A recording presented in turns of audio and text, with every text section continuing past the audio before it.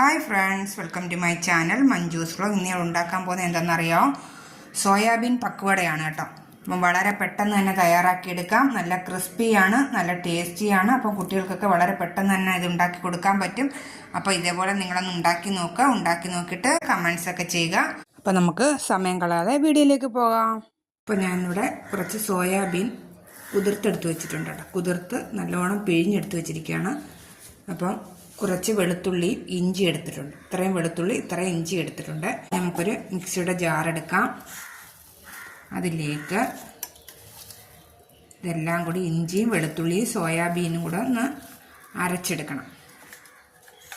അപ്പം കുറച്ചിട്ട് നമുക്ക് അരച്ചെടുക്കാം. അപ്പം വെളുത്തുള്ളി ഇട്ട് കൊടുത്തിട്ടുണ്ട്, ഇഞ്ചി ഇട്ട് കൊടുത്തിട്ടുണ്ട്. എങ്കിൽ നമ്മളിത് രണ്ടും ഇതിനകത്തിട്ട് അരച്ചെങ്കിൽ സോയാബീൻ പക്കവടയ്ക്ക് നല്ലൊരു ടേസ്റ്റ് കാണത്തുള്ളൂ കേട്ടോ. അപ്പം നമുക്ക് ആദ്യം ഒന്ന് അരച്ചെടുക്കാം. അപ്പോൾ ഒരുപാട് അങ്ങ് അരയേണ്ട, ഇതേ രീതിയിൽ നിങ്ങൾ അരച്ചെടുത്താൽ മതി. ഇതേ രീതിയിൽ നിങ്ങൾ അരച്ചെടുത്താൽ മതി. ഒരുപാട് അങ്ങ് അരയേണ്ട ആവശ്യമില്ല. അപ്പം നമുക്കിതൊരു പാത്രത്തിലേക്ക് ഇട്ട് കൊടുക്കാം. ഞാൻ ഒരു പാത്രം എടുത്തിട്ടുണ്ട്, അതിലേക്ക് ഇട്ട് കൊടുക്കാം.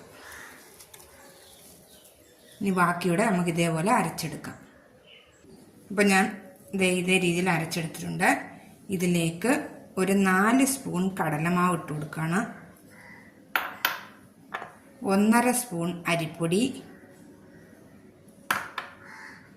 1/4 ടീസ്പൂൺ മഞ്ഞൾപ്പൊടി, 1/2 സ്പൂൺ എരിവുള്ള മുളക് പൊടിയും 1/2 സ്പൂൺ കാശ്മീരി മുളക് പൊടിയാണ് ഇട്ട് കൊടുക്കുന്നത്. 1/4 ടീസ്പൂൺ ഗരം മസാല, 1/4 ടീസ്പൂൺ കായം, ആവശ്യത്തിനുള്ള ഉപ്പ്, കുറച്ച് കറിവേപ്പില ചെറിയ പീസായിട്ട് കട്ട് ചെയ്തിട്ട് ആദ്യം നമുക്കൊന്ന് മിക്സ് ചെയ്തെടുക്കാം. അപ്പം ഞാൻ മിക്സ് ചെയ്തെടുത്തിട്ടുണ്ട്. ഇനി ഞാൻ കുറച്ച് വെള്ളം ചേർത്ത് ഒന്ന് കുഴച്ചെടുക്കാം കേട്ടോ. നിങ്ങൾക്ക് മസാലയുടെ അളവ് വേണമെങ്കിൽ കുറയ്ക്കുകയോ കൂട്ടുകയൊക്കെ ചെയ്യും കേട്ടോ. മുളക് പൊടി കൂടുതൽ വേണമെങ്കിൽ കുറച്ച് കൂടുതൽ ചേർക്കാവുന്നതാണ്. നോക്കിക്കേ, ഞാൻ നല്ലോണം കുഴച്ചെടുത്തിട്ടുണ്ട്. ഇനി നമുക്ക് സോയാബീൻ പക്കവട തയ്യാറാക്കി എടുക്കാം. അപ്പം എണ്ണ ചൂടായിട്ടുണ്ട്. ഞാൻ അതിലേക്ക് ചെറിയ പീസാക്കി ഇട്ട് കൊടുക്കുകയാണ്.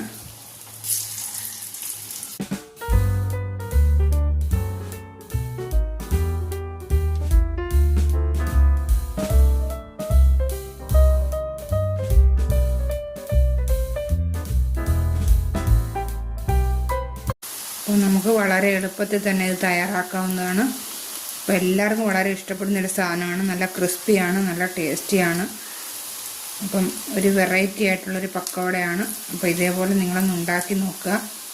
അപ്പോൾ നമുക്ക് ഗസ്റ്റൊക്കെ വരുമ്പോൾ ഇതേപോലെ വളരെ പെട്ടെന്ന് നമുക്കിത് ഉണ്ടാക്കി കൊടുക്കാൻ പറ്റും.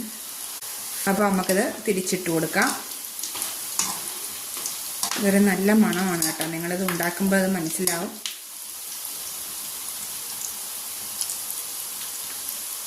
ഒരു സൈഡ് റെഡിയായിട്ട് അടുത്ത സൈഡ് തിരിച്ചിട്ട് കൊടുക്കുക. അപ്പോൾ നമ്മുടെ സോയാബീൻ പക്കവട റെഡി ആയിട്ടുണ്ട്. നമുക്കിത് കോരിയെടുക്കാം.